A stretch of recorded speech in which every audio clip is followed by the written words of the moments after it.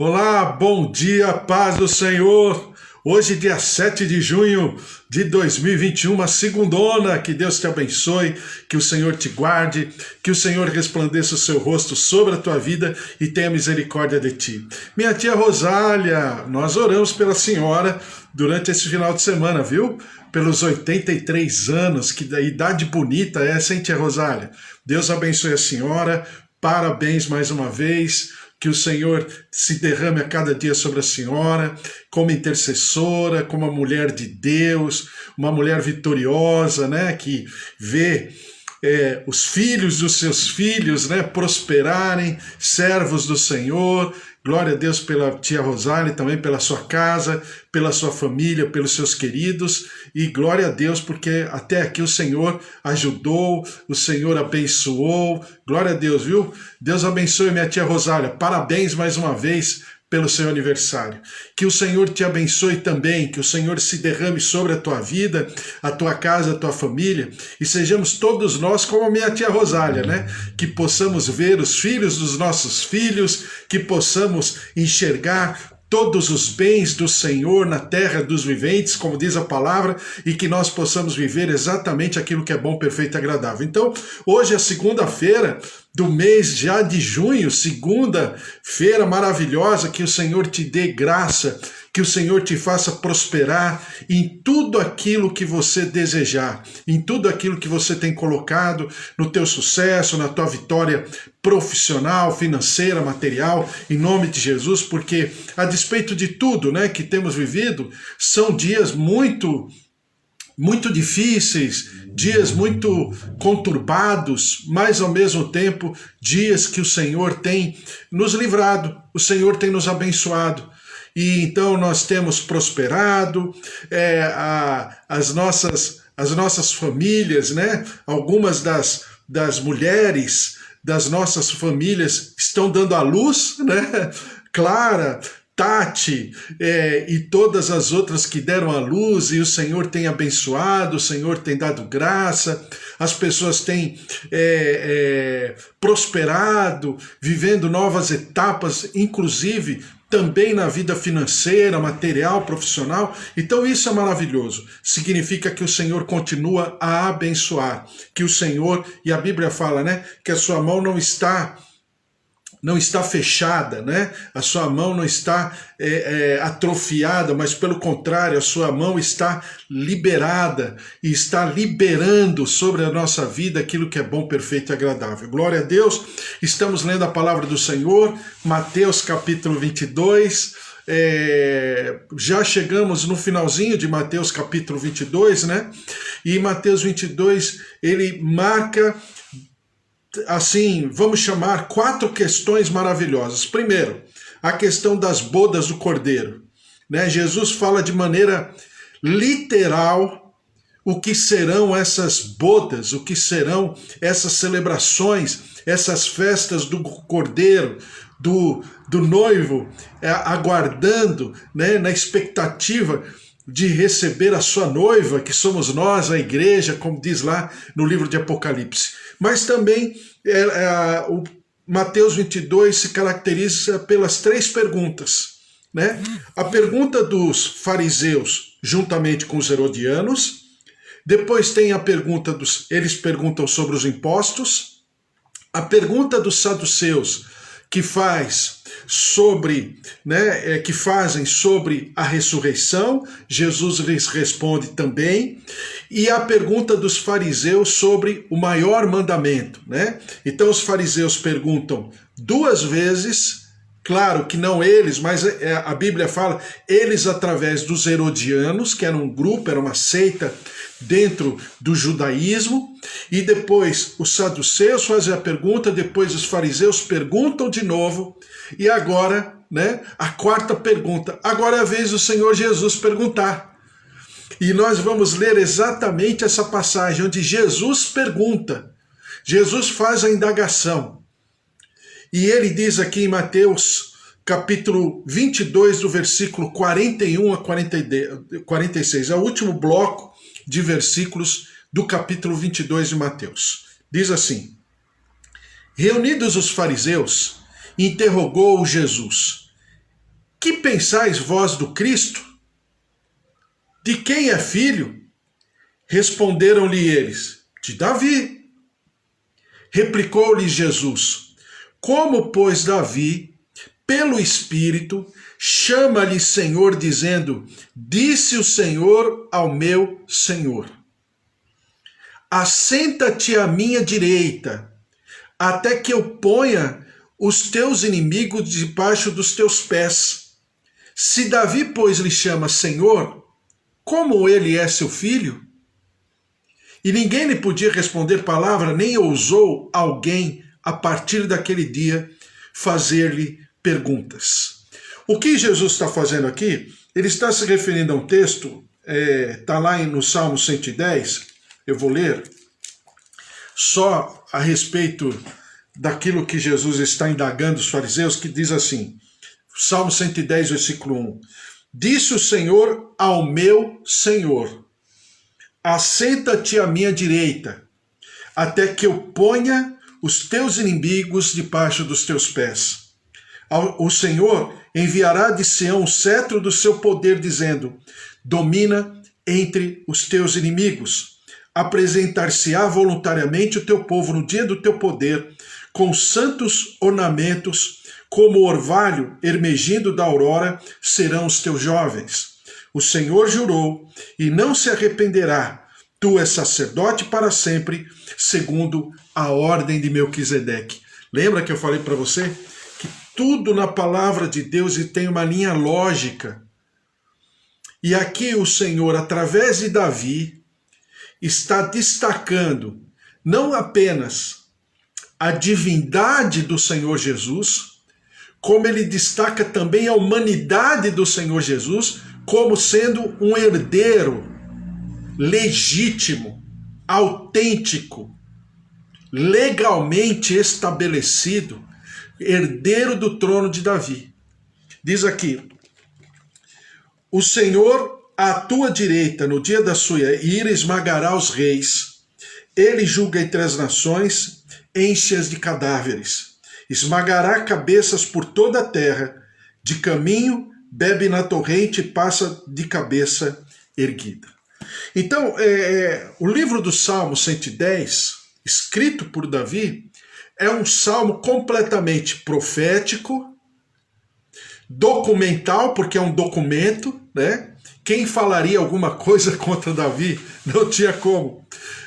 Davi é o maior expoente do povo judeu, no sentido histórico, né? No sentido real aí que eu digo, não apenas real de realidade, mas real porque é um homem constituído como realeza, né? Como rei. Então, não tinha como. E Jesus indaga os fariseus exatamente numa pergunta que eu vou falar uma coisa para você, né? É algo que norteia e ao mesmo tempo abala as estruturas religiosas a partir desse momento durante séculos e séculos e séculos e séculos e séculos em toda a história do povo cristão. Que era o quê? Era discussão, e ainda, né, nas classes, né, de aula, nas salas de aula, nos livros teológicos, né, nos livros apologéticos, discutindo sobre a verdadeira identidade de Jesus. Aí até eu quero pontuar que as pessoas não estão desacreditando em Jesus, apenas estão querendo, de maneira, vamos dizer assim, científica, teológica, esquadrinhar a identidade de Jesus. Então tivemos vários concílios por toda a história, né, do povo cristão, o concílio de Trento, o concílio de Nicéia e outros concílios aí por toda a história do povo cristão, né? Fossem católicos, fossem protestantes, falando exatamente sobre a verdadeira identidade de Jesus. Jesus era homem ou Jesus era Deus?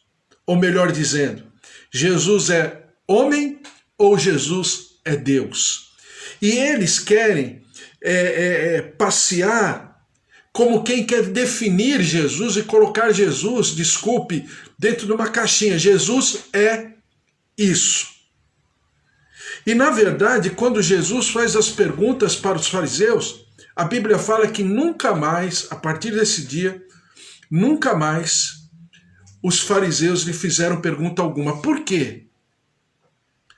Porque o Senhor Jesus, como eu poderia dizer no meu vocabulário totalmente coloquial, Jesus esnucou os fariseus.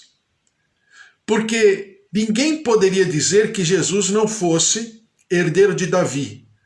Isso era documentado, isso era histórico.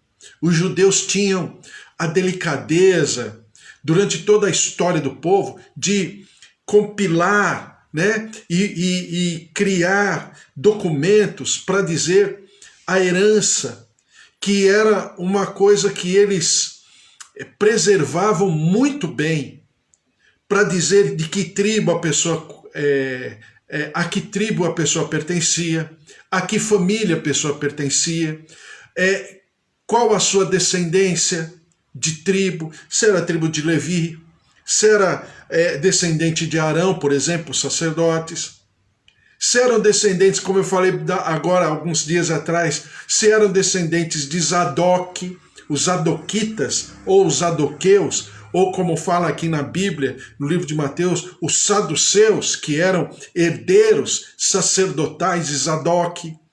Então era uma série de preocupações que os judeus tinham, de uma maneira muito didática, muito pontual, documental, não tinha como.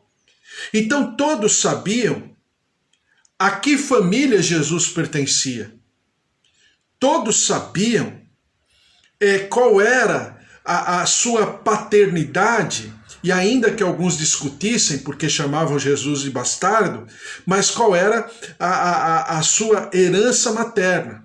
Tanto é que você pode perceber que Lucas, ele cuida da herança, né, da árvore genealógica de Jesus, segundo a perspectiva de José. Enquanto Mateus cuida da árvore genealógica de Jesus, não, é o contrário. Mateus cuida da árvore genealógica de Jesus segundo José, segundo a árvore genealógica de José. E Lucas cuida da árvore genealógica de Jesus segundo a perspectiva de Maria. Então Jesus tem toda a sua descendência catalogada através de Maria e tem toda a sua descendência catalogada através de José. E quando você vai para o livro de Mateus, a gente já passou por isso, eu não vou olhar agora, mas você percebe que havia, né, 12 gerações dos patriarcas até Davi, 12 gerações de Davi até o tempo em que o povo foi para o cativeiro, e depois, na volta do povo do cativeiro, 12 gerações do povo, né, agora retornado à terra prometida, do povo até Jesus Cristo. Então você tem 3 gerações, né, 3 grupos de 14 gerações. No total, né, são 24, são 14, 28, com 14, qual é a conta? Deixa eu ver aqui. 28 com 14, não fiz essa conta. Estou fazendo agora. 28 mais 14 é igual. São 42 gerações, né? Desde os patriarcas até Jesus Cristo. Então Mateus, ele pontua isso muito bem sobre a identidade de Jesus.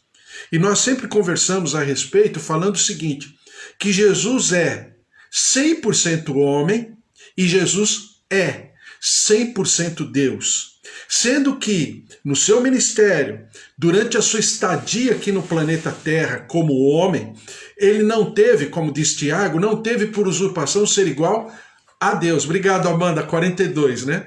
Então, você não teve por usurpação ser igual a Deus, não obstante ele ser Deus. Eu até contei a historinha para você que eu ficava numa dificuldade, e uma vez a minha filha Giovana, ela tinha 11, 10, 11 anos, é que ela queria saber se Jesus era Deus. Como é que alguns pastores pregam que, mas Jesus era Jesus?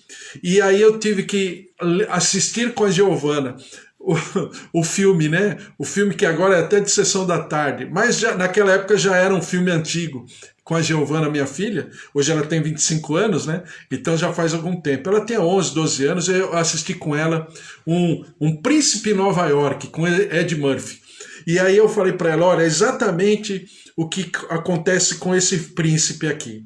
Esse príncipe, não obstante ser príncipe lá na sua terra, ele aqui, ele não passava de um serviçal, né? De um profissional de limpeza de uma loja de fast food, uma loja de lanche, de fast food, né? Então, as pessoas reconheciam ele como príncipe, mas ele não queria ser príncipe, não obstante ele ser príncipe, mas ele estava ali como cidadão nova-iorquino normal, né? Então, é exatamente o que aconteceu com Jesus.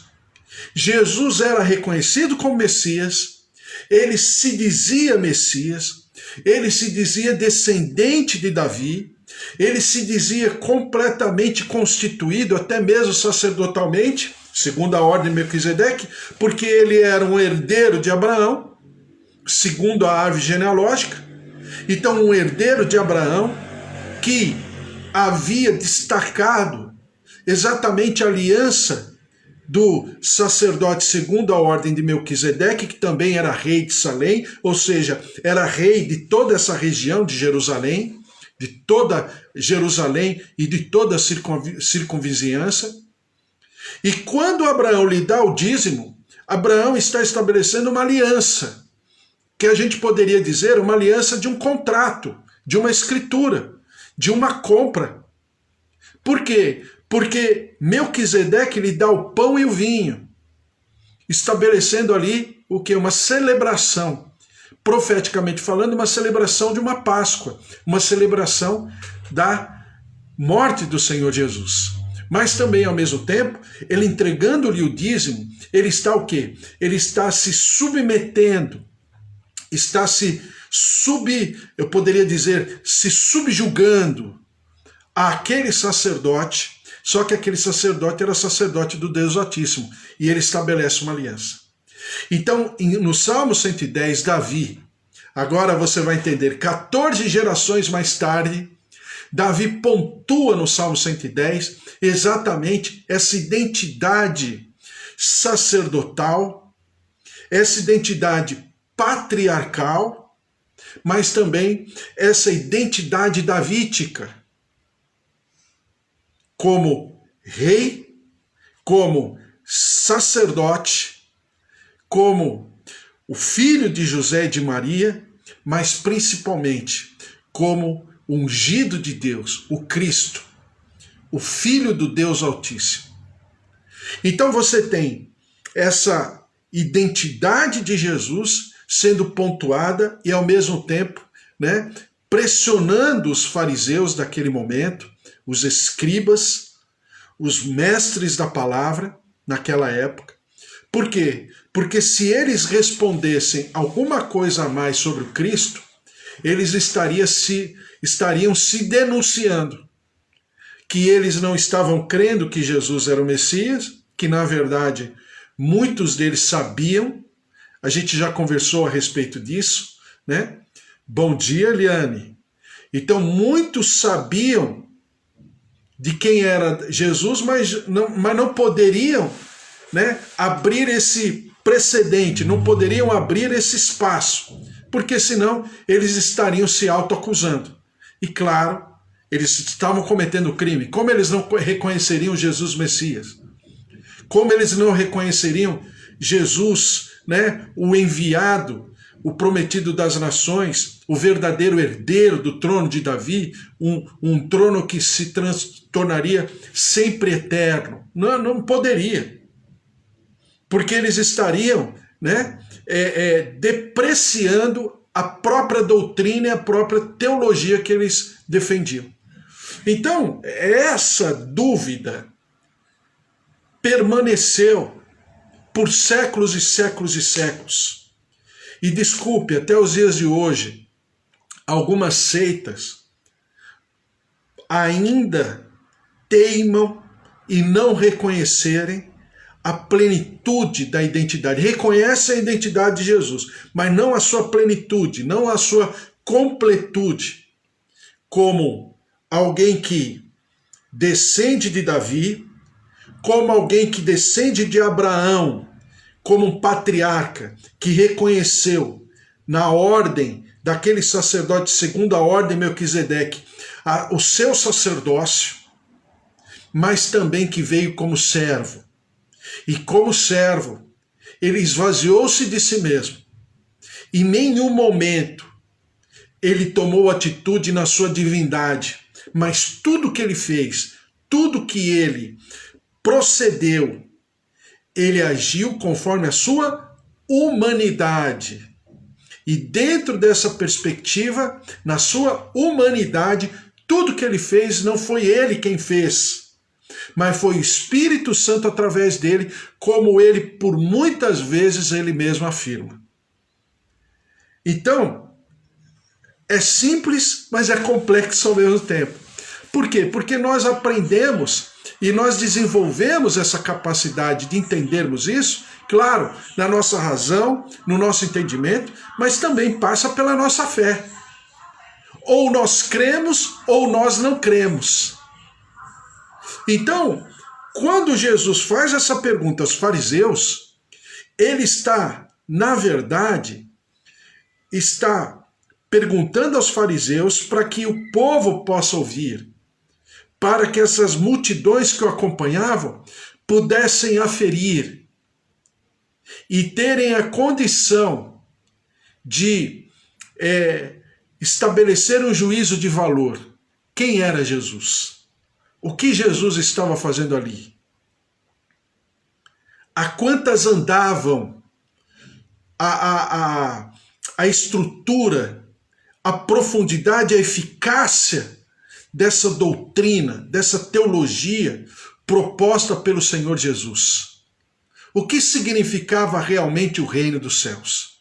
Então eram perguntas que, por causa dessas indagações de Jesus, Jesus não estava apenas confrontando um grupo dentro do judaísmo para saber como eles saberiam, como responderiam, se responderiam com muito ou mais profundidade, não. Mas Jesus está indagando para todos, para que todos ali pudessem ter um espaço para entenderem quem era Jesus e para sentirem em Jesus Cristo o que ele poderia fazer por cada um daqueles que estavam ali.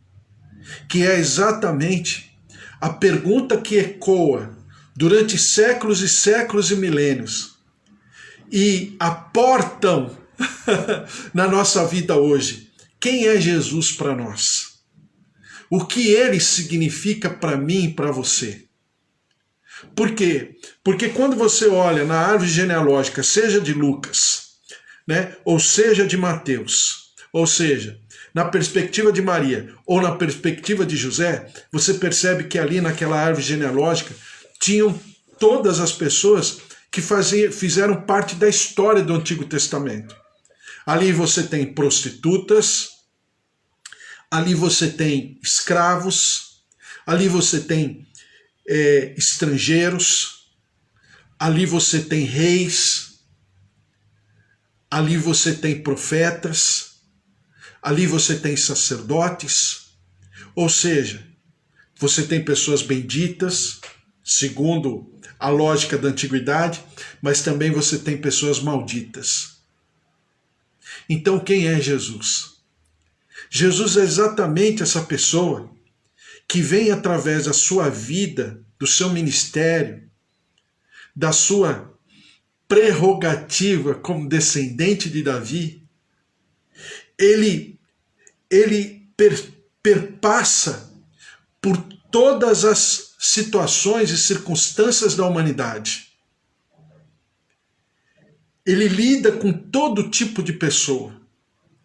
E nós percebemos que para cada tipo de pessoa, ele tinha como se relacionar em amor, como entender aquela situação, como conversar com essas pessoas. Talvez, e muitas vezes, até mesmo na mesma linguagem daquelas pessoas.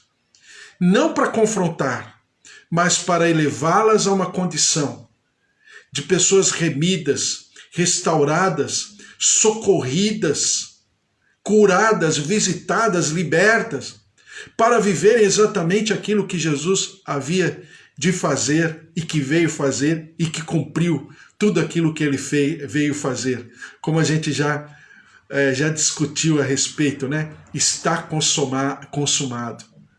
Ele veio consumar tudo aquilo. Ele veio cumprir com tudo aquilo que o Senhor havia profetizado através dos livros antigos, através dos livros históricos e também através dos profetas. E a palavra do Senhor mostra que Jesus é esse servo, que veio nos servir de vida, que veio nos libertar, nos salvar, e veio estabelecer uma identidade espiritual. E por causa dele, através dele, nós estamos aqui. Então Jesus é esse descendente. Ele descende de todo tipo de pessoa, para exatamente mostrar que o ambiente, o meio, não definem uma pessoa. Mas o que define uma pessoa, segundo a filosofia, né? Segundo a sociologia ela insiste em falar que o meio define, né? Então, às vezes, a pessoa é menos ou mais por causa do meio. E Jesus mostra que isso é completamente discutível aos olhos de Deus. Por quê? Porque quando nós nos propomos a servir ao Senhor, não importa onde estamos, não importa o ambiente que nós estamos, as circunstâncias que estamos, porque Jesus está acima de tudo isso. E quando Jesus, ele pergunta para os fariseus, ele na verdade está perguntando para nós todos, quem é Jesus para mim? Em Lucas capítulo 1, versículo 31 diz assim: eis que conceberás e darás à luz um filho, e a quem chamarás pelo nome de Jesus. Este será grande e será chamado Filho do Altíssimo. Deus o Senhor lhe dará o trono de Davi seu pai, e ele reinará para sempre sobre a casa de Jacó, e o seu reinado não terá fim. Aí a palavra do anjo conversando com Maria a respeito daquela gravidez, né, concebida, aquela gravidez estabelecida pelo Espírito Santo. Em Isaías capítulo 9, versículo 7 diz assim: para que se aumente o seu governo e venha a paz sem fim sobre o trono de Davi e sobre o seu reino, para o estabelecer e o firmar mediante o juízo e a justiça, desde agora e para sempre. O zelo do Senhor dos exércitos fará isto. Então, é a palavra de Isaías se cumprindo em Jesus Cristo. Isaías 55:3 diz assim: inclinai os ouvidos e vinde a mim. Ouvi, e a vossa alma viverá. Porque convosco farei uma aliança perpétua, que consiste nas fiéis misericórdias prometidas a Davi. Então, aquilo que o Senhor havia prometido há 1000 anos antes a Davi, agora estava se cumprindo em Jesus. Ou seja, as misericórdias prometidas a Davi estavam se cumprindo em Jesus Cristo, para que nós pudéssemos ter acesso a essas misericórdias do Pai. Amós 9, versículo 11, 12 diz assim: naquele dia levantarei o tabernáculo caído de Davi, repararei as suas brechas, levantando-o das suas ruínas, e restaurá-lo-ei, como fora nos dias da antiguidade, para que possua o restante de Edom e todas as nações que são chamadas pelo meu nome, diz o Senhor que faz estas coisas. Então a palavra do Senhor, ela é o cumprimento de todas as promessas. A palavra do Senhor tem dois grandes assuntos. O primeiro é o Senhor prometendo, é a palavra do Senhor. É a palavra rema, que tem força, poder para se manifestar. Mas também é a constatação do cumprimento dessas mesmas palavras. Porque a Bíblia diz: passarão céu e terra, mas as minhas palavras não passarão. Então, quando eu e você nos propomos a viver intensamente a figura, pessoa, a plenitude, a profundidade desse Cristo. Cristo é Messias, né? Cristo no grego e Messias, Machia no hebraico, né? Então, Messias, Cristo, ungido, prometido, o separado, o consagrado, o enviado, Jesus Cristo, autor e consumador da nossa fé. A Ele todo louvor, a Ele toda honra, a Ele toda a glória, em nome de Jesus. Então, quando Jesus, ele indaga, ele está indagando exatamente aquilo que ele indagou, né? A gente já passou em Mateus capítulo 16, quando pergunta o que o povo diz de mim, quem eu sou. Depois ele pergunta para os seus discípulos, o que o povo diz de mim, quem eu sou. E agora ele pergunta para os religiosos, quem eu sou? Quem é o Cristo? Quem é o Messias? E cada grupo respondeu de uma maneira. Cada um respondeu de uma forma. E cada um tinha uma perspectiva de quem era Jesus. A religião até hoje, ela está ainda se debatendo de quem é, aprofundadamente falando, quem é Jesus, tentando esquadrinhar Jesus. Eu já vou dar a resposta. Não vai conseguir, porque Jesus está muito além, muito acima da nossa compreensão. A gente pode dar uma direção, mas falar na plenitude totalmente quem é Jesus, sabe por quê? Porque existe um espaço. Não é um espaço porque Deus deixa uma dúvida, mistério, como alguns poderiam dizer.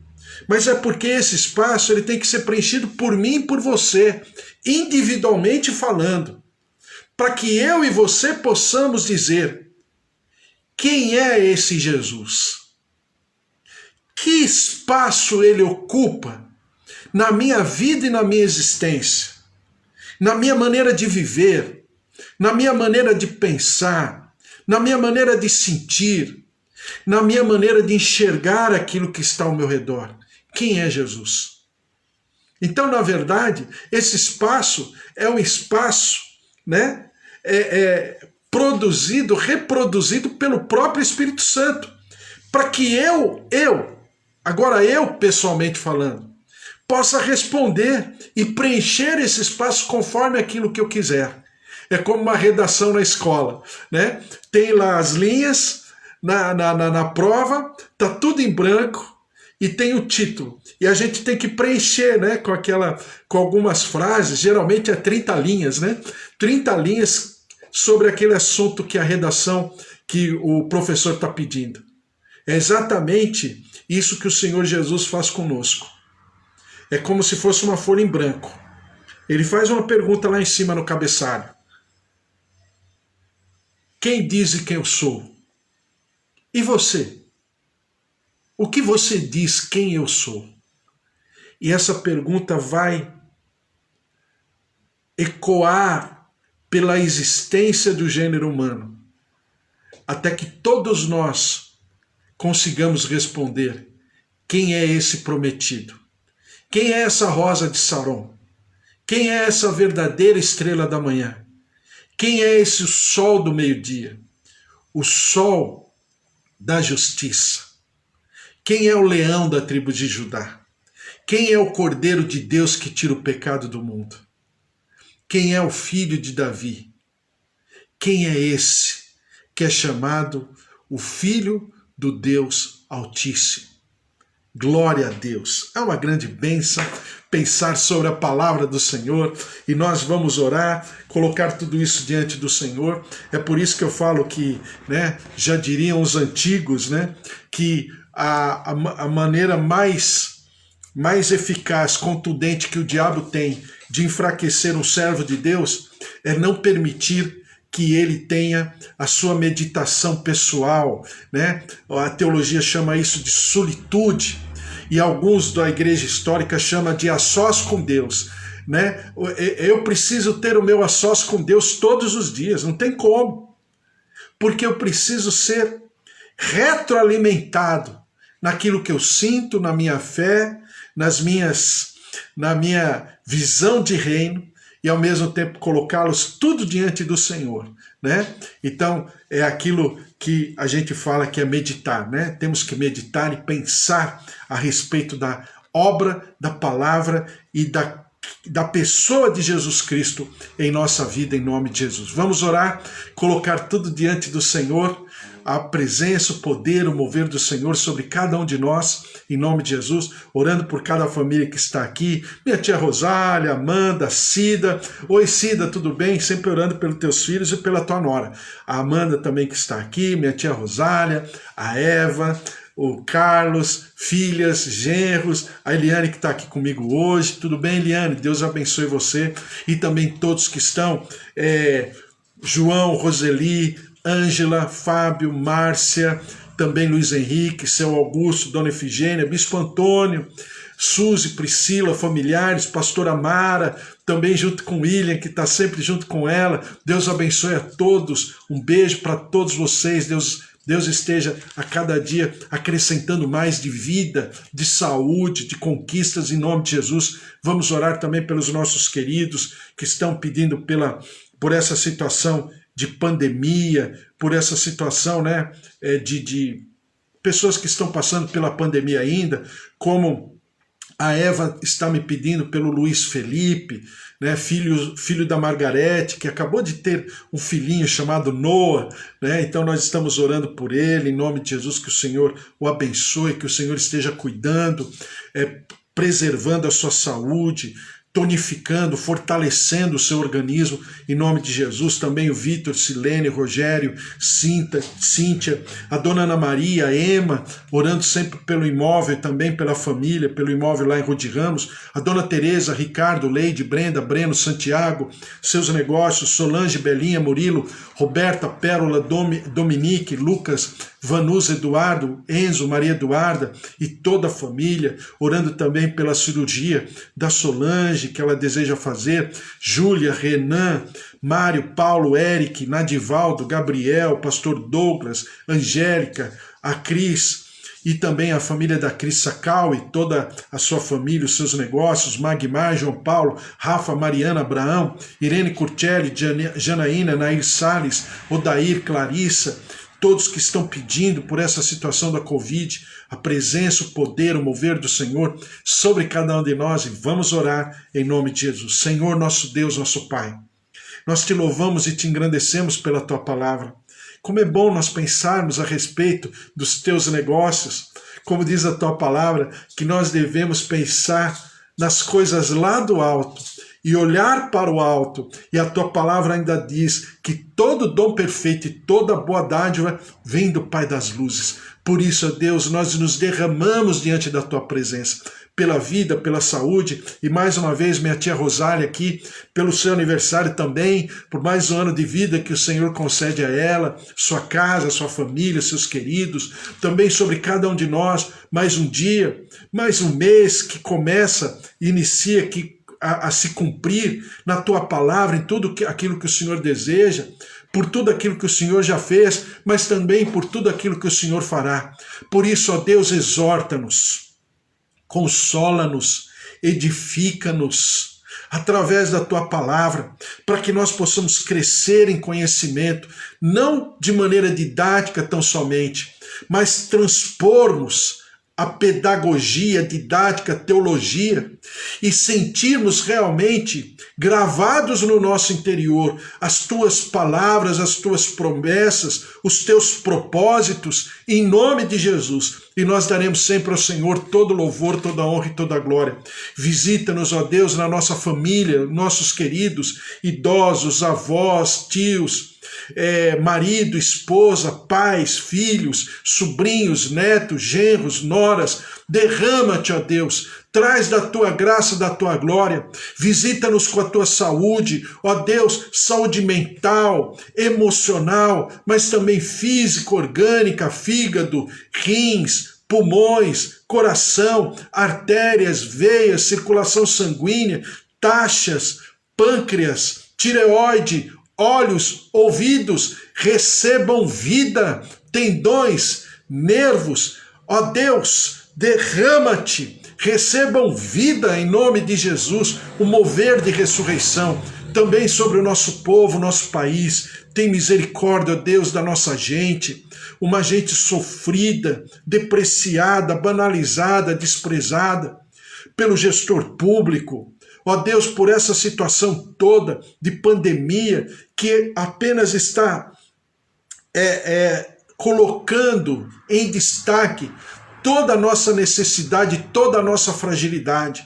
Por isso, Senhor, tem misericórdia da nossa terra, liberta-nos, perdoa-nos dos nossos pecados como nação, mas também como igreja, como povo de Deus. Ó Deus, liberta-nos dessa maldição da terra e que nosso povo seja livre, liberto, por aquele que era, é e sempre será o autor e consumador da nossa fé, Jesus Cristo. A Ele todo louvor, toda honra e toda glória em nome de Jesus. Senhor, nós colocamos essa segunda-feira, essa semana sobre cada um de nós, sobre os nossos familiares, os nossos afazeres, os nossos sonhos, projetos, como Amanda, também seu pai que eu sempre tenho orado, tua graça, tua glória por sobre cada um, e que nós possamos viver exatamente aquilo que é bom, perfeito e agradável.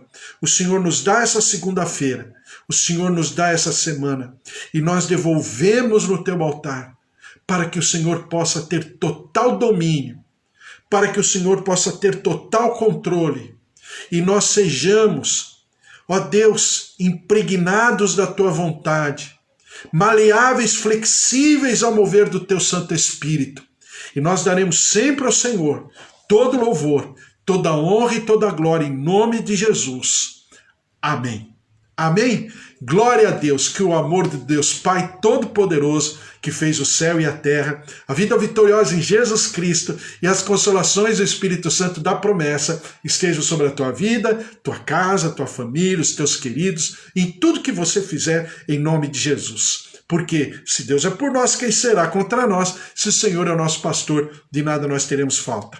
Não se esqueça, amanhã às 10 horas estou de volta e amanhã, excepcionalmente, também estarei às 10, mas também às 8 horas da noite, né? Estarei falando sobre igreja, com a pastora Mara, uma serva do Senhor, conversando com ela numa live especial sobre igreja.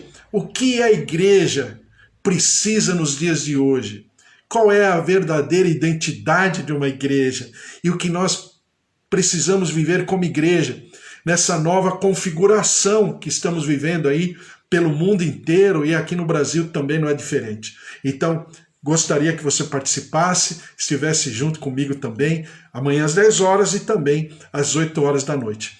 Que você possa ter um dia maravilhoso, você entrar no YouTube depois, põe o teu joinha lá, se inscreva, ou no Instagram, ou no Facebook, por onde você passar, o Senhor te abençoe. Eu sempre estou com uma palavra todos os dias para te abençoar, para nós crescermos, nos desenvolvermos na nossa comunhão, no nosso cotidiano, no nosso dia a dia. E ao Senhor seja dada toda a honra e toda a glória em nome de Jesus. Um beijo para você, até amanhã. Fica na paz do Senhor, hein? Não se esqueça, se Deus é por nós, quem será contra nós? Valeu, um beijo, tchau, tchau.